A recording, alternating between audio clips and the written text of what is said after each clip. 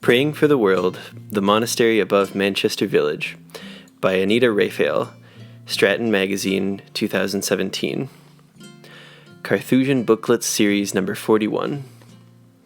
We want to express our sincere gratitude to Marcia Lisek, publisher of Stratton Magazine, for her kind permission to publish this article in our Carthusian Booklet series.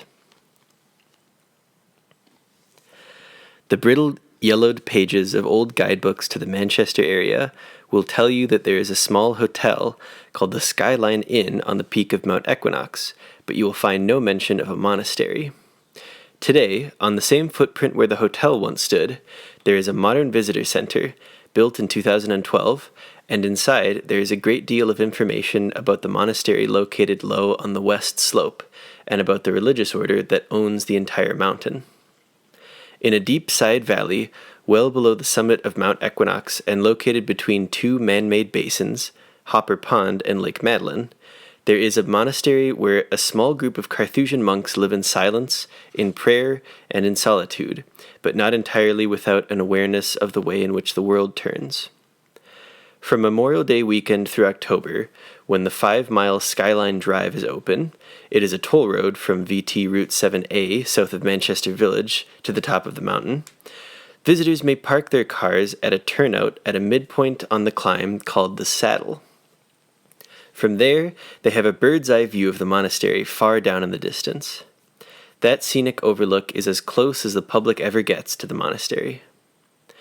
The singular mission of the 15 brothers and fathers who live at the monastery on Mount Equinox, from the time they find their vocation until the day they die, is to pray for the entire world. The monastery, officially called the Charterhouse of the Transfiguration, is one of 25 Carthusian sites around the world, and it is the only one in the United States. It opened in 1970. There are 2 others in the Western Hemisphere, in Argentina and Brazil. Most are as remote, or more so, than the Mount Equinox location, to abide by the order's call for seclusion. Although there is no monastery for Carthusian nuns in America, there are 4 in Europe, plus 1 in South Korea. The order was founded by St. Bruno in the 11th century AD in France. During a season where the amount of time and effort spent on planning holiday parties and gift shopping sometimes supersedes the few moments we may take for reflection, thinking about the way in which these holy men live and worship alone up on the mountain, the highest in the Taconic Range, offers us solemn inspiration. Little is ever written about the monks, and few people know their names. Even less is told about the paths these individuals have taken to be able to fully adopt the lifestyle of considerable sacrifice that their order compels. These monks have made a deep commitment, explains Jeremiah Tarr, a member of the monastery's Equinox Foundation Board of Directors. A retired Rutland businessman, he is one of 5 people who manage the business affairs for the monks.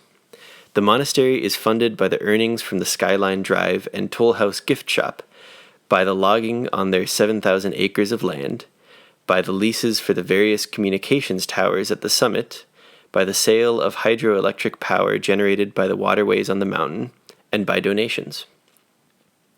Serving the monastery is one of the most rewarding things to have been a part of my life, he says, but I could not live like they do. A cloistered existence such as this is difficult, and yet I have seen that, even in silence, these men express such profound inner peace and are happy.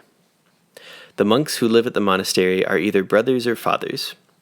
For 4 or 5 hours during the day, the brothers undertake the manual labor that keeps the monastery functioning, such as cooking and baking, for example, while the fathers dedicate themselves entirely to contemplative prayer. Each day actually begins at 11:30 p.m. for the monks, because they believe that nocturnal praise is all the more ardent. Together in church, the monks sing the Carthusian chant, which is a form of Gregorian chant. Throughout the day and night, that is, every single day and every single night, at the toll of the tower bell, the canonical hours, matins, lauds, prime, terce, sext, non, vespers, and compline, and multiple masses are repeated in Latin. In the interims, the monks study, meditate, and pray alone in their cells. A man who is accepted into a Carthusian monastery, say at age 35, and who lives there until his late 80s, spends a half-century solely dedicated to this practice with the intention of illuminating both his mind and his heart. Each monk wears a white hooded robe. The fathers also wear a rough, woven penitential garment underneath called a hair shirt, and each lives alone in their own cell, spending most of the day and night there.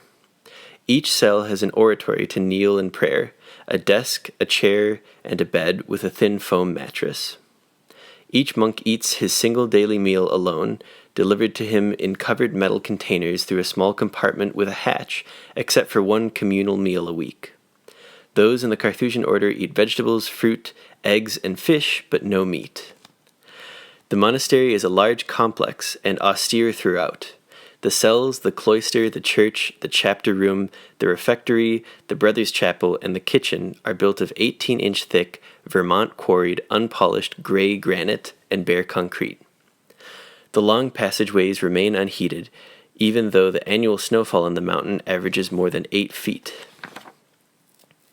Each monk warms his own cell with his own wood stove, storing cordwood on the lower level. It's been logged off the mountain by a contractor, explains Tar, and long lengths are stacked in the monk's individual wood bins through an exterior opening. Each monk keeps a sawbuck and tools by the woodpile, saw, wedges, axe, and hatchet, to cut and split the firewood to fit into his stove, which gives him some physical activity during his protracted hours of silent study. In the summer, he may tend a small garden plot outside his cell, planting what he will, flowers, herbs, or vegetables. Tar says, once a week the monks take a long walk together outside. They walk during the winter too, and then they wear snowshoes. During their walks, they can have conversations with each other. The monks have no televisions, no radios, no telephones, and no internet. Their families may visit them, but only for 1 or 2 days, typically once each year.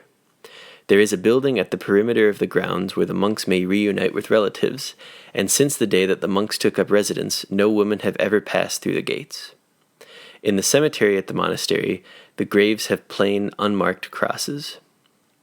At a time when there seems to be a perpetual and mounting need for churches, missions, and ministries working to soothe social angst and ease human suffering, it seems anomalous that Rome would approve of any Catholic order that withdraws unto itself.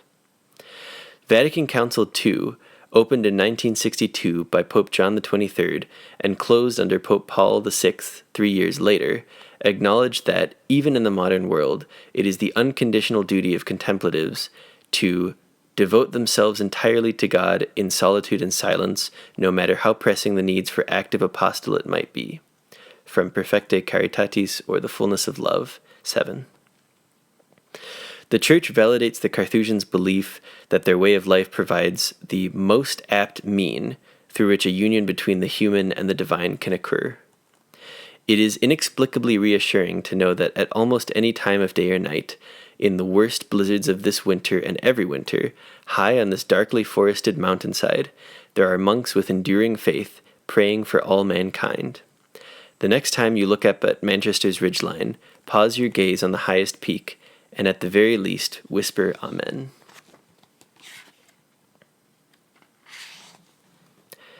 The Order. The name Carthusian was taken from the Chartreuse Mountains in southeastern France. In a valley in this range, Saint Bruno and his 6 companions built his first hermitage in 1084. As early as the 1700s, the monks were distilling the green liqueur called chartreuse, although at that time it was intended as a medicinal elixir. To this day, the exact recipe, a combination of 130 herbs, plants, and flowers, is only known at any given time to the 2 monks in France who, working in great secrecy, prepare the botanical mixture for the distillery. Open for tours, the cellars are located 18 miles north of Grenoble in the town of Voiron.